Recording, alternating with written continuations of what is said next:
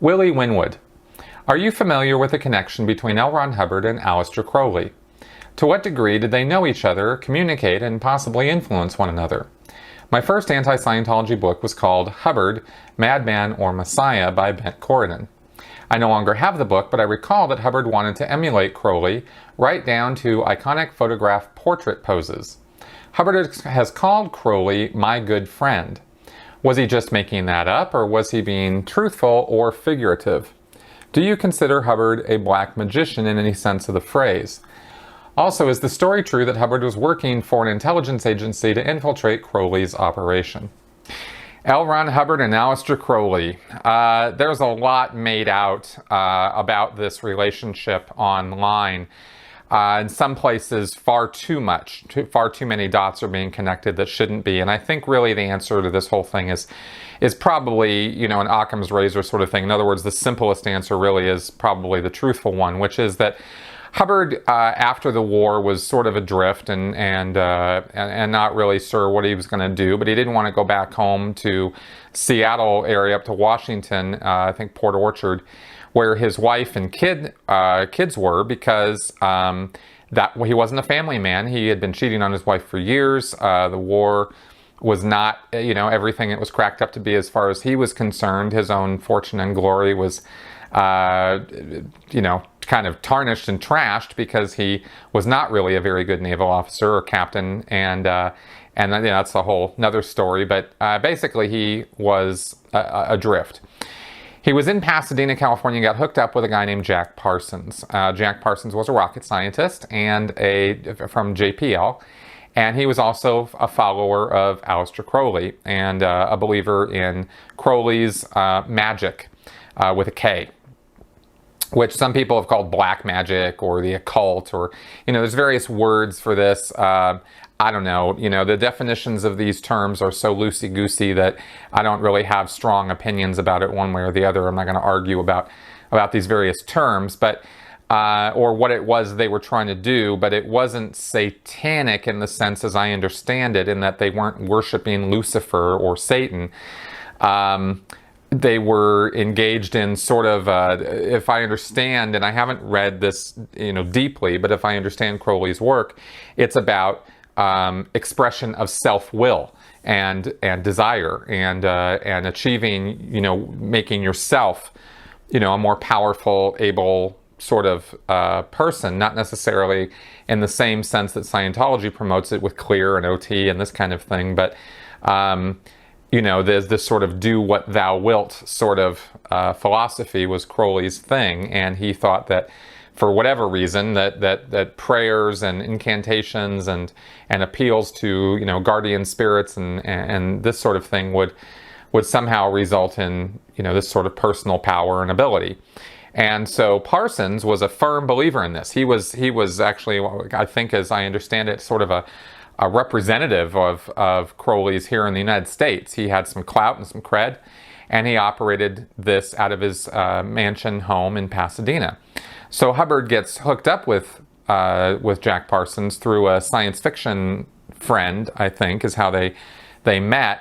Hubbard ends up staying there at Parsons' place and gets involved with Parsons' magic rituals, and they're gonna create a moon child and do these sex magic rituals to pull this off, right?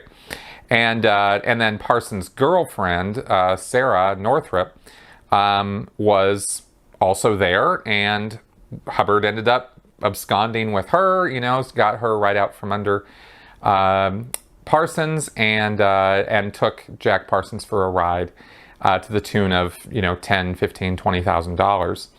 So, and then he took off, and he was no longer part of Parsons' project anymore. Now, that all happened in Pasadena. Aleister Crowley lived in England, and he never came over here as far as I know, and certainly didn't come over here and meet L. Ron Hubbard in person.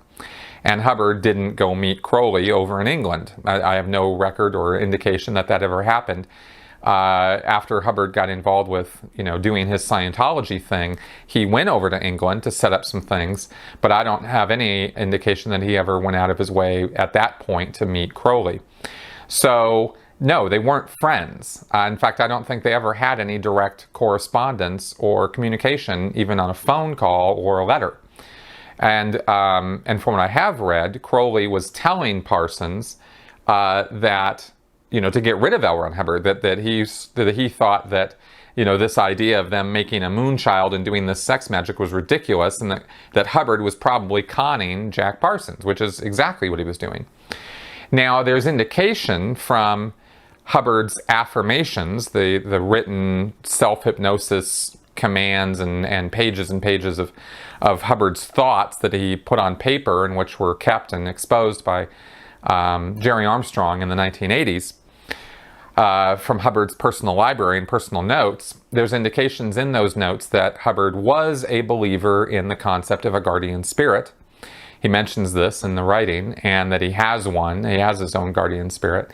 And that lends me, over to the idea that Hubbard was a believer in what he was doing with Parsons.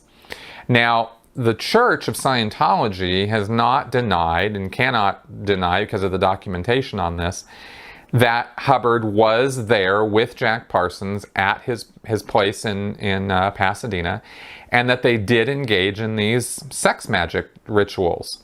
So the church is saying, yeah, no, that did happen. But their story, their spin on it is that Hubbard was doing that because he was infiltrating Jack Parsons' place. And the church probably got this line from Hubbard. Hubbard himself is probably the one who invented this idea that, oh yeah, I did that, but I did it because I was saving Sarah from Jack. And, he saved a girl, and he, broke up a sex ring or something, which is just, nonsense. Hubbard did no such thing. No one ever got in any legal trouble that I know of from anything that happened at Parsons' place. And if anyone should have gotten in legal trouble as a result of all those things that went down, it should have been Hubbard for taking Parsons for a ride and defrauding him. So, the fact that Hubbard tries to spin it to make it look like Parsons was the bad guy and that the people who were living there were all bad people is just his attempt to dead agent, is a Scientology term, those people and make it all seem like it was something that it wasn't. This is something that Scientology is, very, very good at. And they've, for example, they've managed to somehow try to explain Hubbard's whole military career, which was a total dismal failure, as, yeah, that's not really what happened. Really, he was very successful as a military spy, but they, changed all of his military records to make it look like he was just a humdrum, no good military officer because that was his cover. It's like, Jesus, really, guys? Really? That's your story? But that's their story. So, and by the way, I didn't know about any of this, or very, very, very little of this until after I got out of Scientology. This is not stuff that Scientologists talk about. Even the whole concept of Hubbard being a spy and not having a good war record and all that, and this whole thing with him at Parsons' place, all of that stuff is just sort of glossed over, hushed up, or outright lies are told about his war record and then going in the Scientology world. It seems to go straight from the war to Dianetics, and they sort of skip over the whole Parsons thing. But there were actually years in there where, there was stuff going on. So, just in case you guys were wondering about that. So I don't give any credence at all to the story that Hubbard was there as part of some police or military operation. I think that's just total bullshit. So that's what, that's pretty much the extent of the story. Hubbard did definitely take ideas and concepts and whole phrases from the ODO, the Ordo Templi Orientis, and Crowley's works. If you read Crowley's book, like I got a copy of the Book of the Law, and it's put together, Hubbard, there's axioms and things, and it's immediately recognizable to a Scientologist. They go, oh, wow, yeah, this is just like Scientology, because Hubbard wrote axioms and logics and pre-logics and all this sort of, scientific sounding stuff. But, you know, once I opened up this book from Crowley, I was like, oh, wow, that's where Hubbard got this from, you know? So, you know, Hubbard was ripping off these things. And I think I mentioned even in my last video this week that Hubbard took the phrase Golden Dawn out of the OTO and out of Crowley's stuff. So there's a lot of Hubbard, you know, being inspired by Crowley's work and putting together Scientology stuff. So, you know, it's not hard to connect those dots. And that's about everything I can say about that.